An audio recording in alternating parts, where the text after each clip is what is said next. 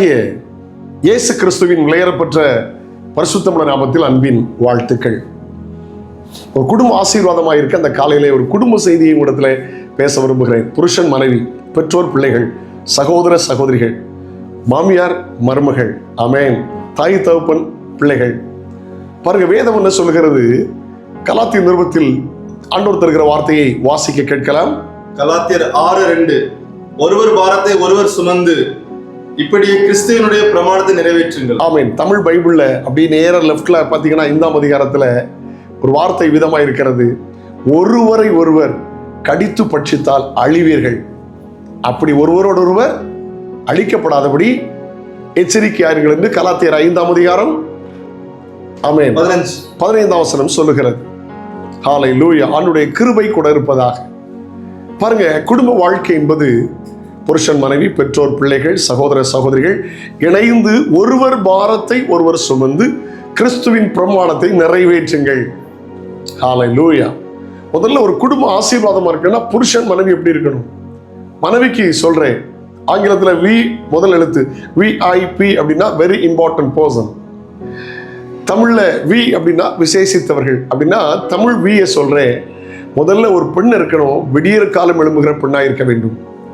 ஏன்னா புலம்பல வாசிக்கிறோம் 3ஆம் அதிகாரத்தில் காலைதோறும் கர்த்தருடைய கிருபைகள் புதிதாயிருக்கிறது. அதிகாலை எழும்புங்கள், ஜெபியுங்கள், உங்கள் கடமைகளை செய்யுங்கள். ஹல்லேலூயா. ரெண்டாவது, நீங்க பைபிளை வாசிக்கிறோம் பாத்தீங்களா? சுவிசேஷத்தில் விளக்கை கொளுத்தி மரக்காலால் மூடாமல் விளக்கு தண்டின் மேல் வைப்பார்கள். ஒரு பெண் விளக்காய் இருக்க வேண்டும், வெளிச்சம் உண்டாக்குகிற விளக்காய் இருக்க வேண்டும். இன்னொன்று, நீதிமொழிகள் 30ஆம் அதிகாரத்தில் வாசிக்கிறோம், விசேஷித்த குணமுடைய பெண்ணாய் இருக்கணும். ஒரு குடும்ப பெண் எப்படி இருக்கணும்? விளக்கா இருக்கணும், விடியற்கால எழும்பணும், விசேஷித்த குணங்களுடையவளா இருக்கணும். ஆமென். ஒரு கணவன் எப்படி இருக்க வேண்டும்? கணவன் எப்படி இருக்க வேண்டும்? ஈசாக்குக்கு குழந்தை இல்லை. உடனே வேதம் சொல்கிறது, அவன் தன் மனைவிக்காக விண்ணப்பம் செய்தான். விண்ணப்பம் செய்கிற கணவன். ஹல்லேலூயா. விண்ணப்பம் செய்கிற கணவன். ஆண்டவருடைய பரிசுத்தமுள்ள நாமம் மகிமைப்படுவதாக. நீங்க வாசிக்கிறோம், நீங்க சாமுவேல்ல வாசிக்கும் போது எல்கானா தன் மனைவியை ஏன் இப்படி இருக்கிறாய், ஏன் நடந்து கொண்டிருக்கிறாய், ஏன் சாப்பிடாமல் இருக்கிறாய், விசாரிக்கிற கணவன். விசாரிக்கிற ஒரு கணவன். நல்ல வார்த்தை இல்ல? அவனுடைய பரிசுத்தமுள்ள நாமம் மயப்படுவதாக. பேதுரு நிருபத்தில் பவுல் எழுதும்போது இப்படி எழுதுகிறார், சிறியானவள் பலகீன பாண்டம் ஆகினால விவேகத்தோடு நடந்து கொள்ளுங்கள். ஆமென். விண்ணப்பம் பண்ணுகிறவனாய், ஹல்லேலூயா, பிரைஸ் தி லார்ட், விசாரிக்கிற கணவனாய், ஆமென், வாசிக்கிற விவேகமாய் நடந்து கொண்டால் குடும்ப வாழ்க்கை ரொம்ப ஆசீர்வாதமா இருக்கும். குடும்ப வாழ்க்கை சக்சஸ்ஃபுல்லா இல்லை, நாங்கள் எப்படியோ போராடிட்டு இருக்கோம் நினைக்கிறீங்களோ, இதை செய்யுங்க. அன்பு சகோதரியே, இதை பார்க்கிற யாரானாலும் அதிகாலை எழுப்பி ஆண்டவரை துதிங்க. உங்க கடமைகளை செய்யுங்கள். நீங்கள் வயோதிபர்களோ சிறுவர்களோ சரியாய் செய்யுங்கள். ஹல்லேலூயா. ஆண்டவர் நல்லவர், கர்த்தர்களை ஆசீர்வதிப்பார்.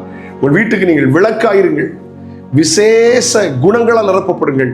நீங்கள் ஆசீர்வாதமாயிருப்பீர்கள். நன்மையும் கிருபையும் தொடரும். ஏற்ற காலத்தில் உங்கள் தலைமுறைகளை கர்த்தர் ஆசீர்வதிப்பார். குடும்பத்துக்கும் தேசத்துக்கும் திருச்சபைக்கும் நீங்கள் ஆசீர்வாதமாக இருப்பீர்கள். ஒருவர் பாரத்தை ஒருவர் சுமங்கள், கிறிஸ்துவின் பிரமாணத்தை நிறைவேற்றுங்கள். ஏசப்பா உங்களையும் குடும்பத்தையும் ஆசீர்வதிப்பார். உங்களுடைய குடும்பம் ஒரு குட்டி பரலோகமாய் மாறும். ஜெபிக்கலாமா? பரலோக தகப்பனே, மனப்பூர்வமாய் இவர்களை ஆசீர்வதித்து ஜெபிக்கிறேன். இவருடைய குடும்பம் செழிக்கட்டும். சங்கீதம் 128 சொல்லப்பட்ட குடும்ப ஆசீர்வாதங்கள் இவர்கள் மேலிருந்து பலிக்கட்டும். இயேசுவின் நாமத்தில் ஜெபங்கள் பிதாவே.